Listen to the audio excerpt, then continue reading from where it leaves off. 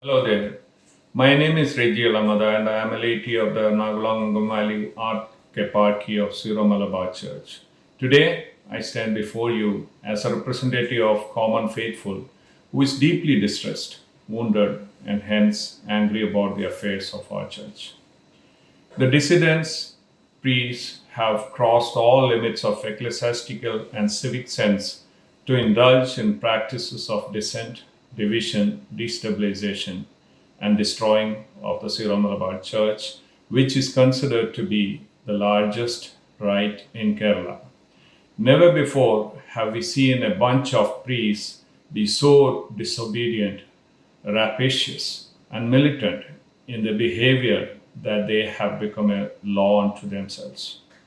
And therefore, they can conspire with their cohorts to burn the effigies of His Eminence Cardinal Sandri, the prefect of the Congregation of Oriental Churches, and His Beatitude George Cardinal Alancheri, because they asked Mark Ariel, the Vicar Archbishop of Archeparchy of, to obey the Synod and Vatican in the ongoing dispute of the liturgy.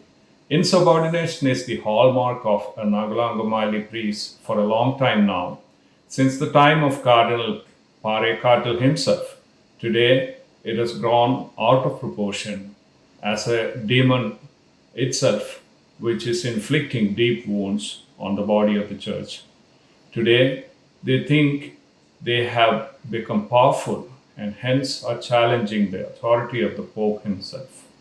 They are led by a bunch of free thinking senior dissidents who do not want the archeparchy to be ruled by any powerful archbishop, lest they lose their freedom. Liturgy is just an alibi for them because their ultimate demand is for freedom from any authority of the church, so that they can run the church the way they wanted and run the institutions without any financial controls for the best of their benefits. What is common knowledge to many is that the dissidents got started the day His Beatitude George Cardinal Alancheri ordered a financial audit of the institutions run by the church, and those who were ruling as the unquestioned kings got together to extract their pound of flesh, and finally they could set up the major archbishop in a land deal which was authored by the same perpetrators. And as our understanding goes, after going through the details of different inquiries and with proper jurisprudence, Vatican did not find any fault with Major Archbishop Mara Alancheri.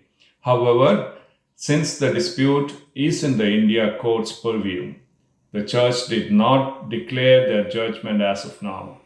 Yet, the dissidents have gone ahead and done a massive spread of negative narrative that the major archbishop has pilfered money out of the deal. Their priests consistently tutored the innocent Laity that Mara Alancheri is responsible for the loss, but their language and gesture were unethical and unchristian. It's a huge lie which they could not substantiate anyway.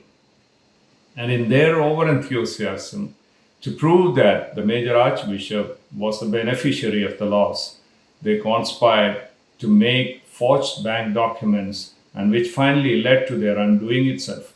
Speculation was rife in the media that some senior priests of the archeparchy were the alleged conspirators and who were charged cheated by the police in a criminal case which is still under Indian court of law.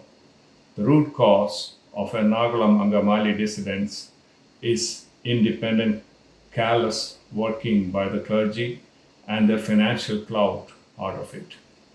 We hear that no professional audits are conducted in institutions run by the church, presided over by these priests. Every foreign or a major church has their own institutions, and the same way it goes there also. So, in a nutshell, our clergy are more inclined to manage physical and financial wealth rather than nurturing the spiritual wealth of the faithful entrusted to them. They forget that the wealth of the church is created by the same faithful who have donated it for prudent church activities. If you carefully watch, you can find out that most of the dissident leaders are running major institutions of the church.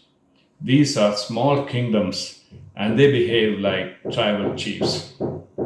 And finally, where does it leave us, the laity today?